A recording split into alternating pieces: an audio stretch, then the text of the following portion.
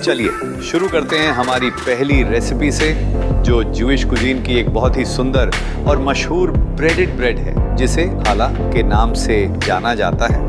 इस ब्रेड की खास बात ही इसका शाइनी गोल्डन लुक और सॉफ्ट फ्लफी टेक्सचर है, जो हर पीस को एकदम रिच और कंफर्टिंग बना देता है। और यही वजह है कि ये सिर्फ एक नॉर्मल ब्रेड नहीं लगती, बल्कि आपको एक पूरा बेकिंग एक्सपीरियंस देती है। इसीलिए जब आप इसे बनाना शुरू करते हैं तो कुछ चीज़ों पर ध्यान देना बहुत ज़रूरी है। जैसे कि इस रेसिपी का सबसे पहला और इम्पॉर्टेंट स्टेप होता है डो को सही कंसिस्टेंसी तक लेकर आना। यानी आपका डो ना ज़्यादा हार्ड होना चाहिए और ना ही बहुत सॉफ्ट, बल्कि एकदम स्मूथ और इलास्टिक होना चाहिए, ताकि आगे जाकर ब्रेडिंग आसानी से हो सके और बेकिंग के वक्त उसका शेप भी परफेक्टली बना रहे।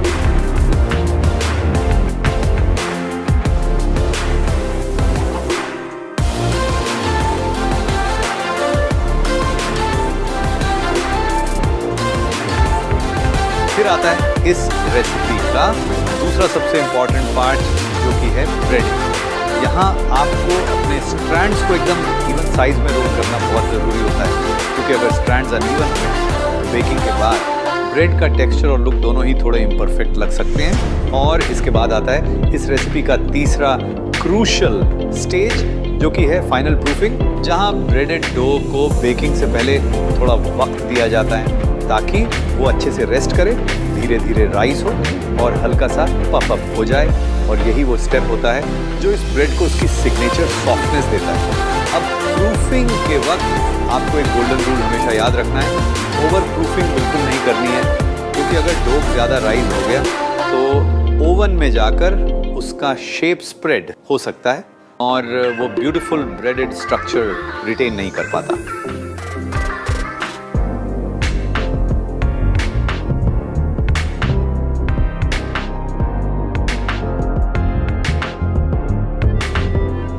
चलिए अब बढ़ते हैं हमारी अगली रेसिपी की तरफ, जो हर बाइट में सॉफ्टनेस, स्वीटनेस और नट्टी स्वाद का परफेक्ट कॉम्बिनेशन लेकर आती है।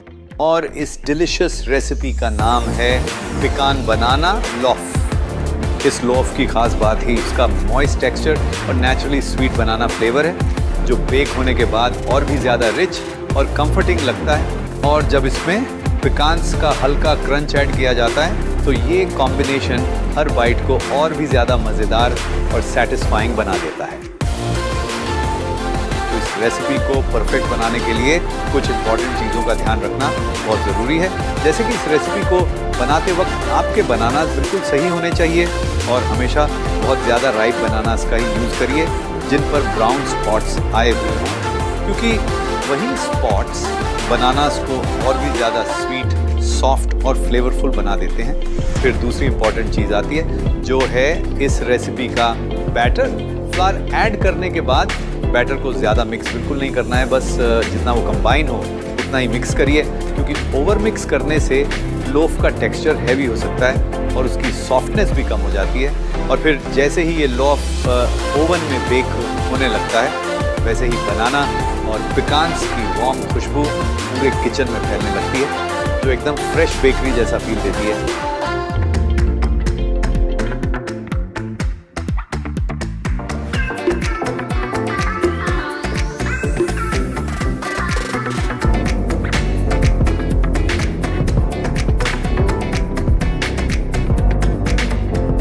चलिए अब बढ़ते हैं हमारी अगली रेसिपी की तरफ, जो देखने में छोटी ज़रूर होती है, लेकिन हर बाइट में आपको ढेर सारा स्वाद और सॉफ्टनेस ऑफर करती है। और इस डिलीशियस रेसिपी का नाम है बनाना एंड चॉकलेट चिप मफिन्स। इस रेसिपी की खास बात ही उसका सॉफ्ट, मॉइस्ट और फ्लफी टेक्सचर है, जो बेक होने के बाद एकदम हल्का और कंफर्टिंग फील देता है। और जैसे ही उसमें चॉकलेट चिप्स ऐड किए जाते हैं, वैसे ही हर बाइट और भी ज़्यादा रिच और मज़ेदार बन जाती है।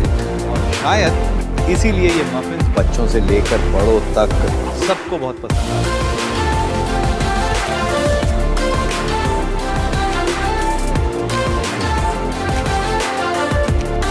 लेकिन इस रेसिपी को परफेक्ट बनाने के लिए कुछ इंपॉर्टेंट बातों का ध्यान रखना बहुत ज़रूरी होता है। सबसे पहली बात, बैटर को ज़्यादा मिक्स बिल्कुल नहीं करना है, क्योंकि अगर बैटर ओवर मिक्स हो गया तो मफिन्स सॉफ्ट और एरी बनने के बजाय डेंस हो सकते हैं। इसीलिए बैटर को सिर्फ तब तक मिक्स करिए जब तक सब चीज़ें अच्छे से कंबाइन ना हो जाएं। एक और छोटी सी लेकिन इम्पॉर्टेंट टिप, एग्स और बादाम मिल्क को रूम टेम्परेचर पर ही यूज़ करिए, क्योंकि इससे बैटर स्मूथली तैयार होता है और मफिन्स भी इवनली बेक होते हैं। फिर जैसे ही ये मफिन्स ओवन में बेक होने लगते हैं, वैसे ही आपको घर पर ही एकदम फ्रेश बेकरी जैसा फील मिलने लगता है।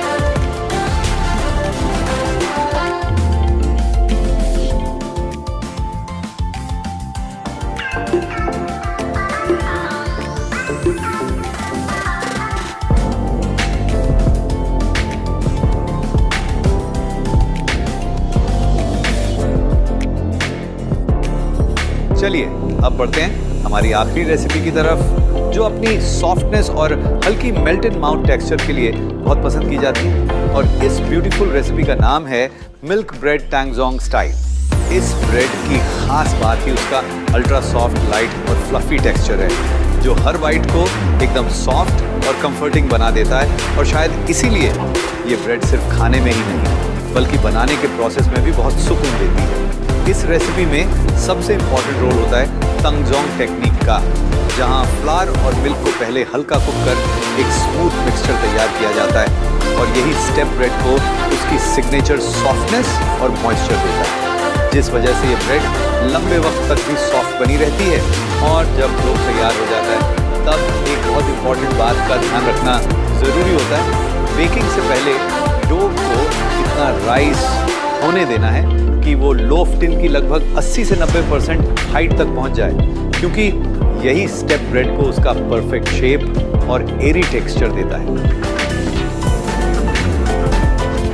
लेकिन यहाँ भी एक गोल्डन रूल याद रखिए, आपके ब्रेड को ओवरप्रूफ बिल्कुल नहीं करना है, क्योंकि अगर डो ज़्यादा राइज हो गया तो बेक होने के बाद ब्रेड कोलैप्स हो सकती है या ऊपर से रिंकल जैसी दिखने लग सकती है। और जब ये परफेक्टली बेक होती है तो हर बाइट में आपको उसका सॉफ्ट, एरी और हल्का melt in mouth texture enjoy करने मिलता है।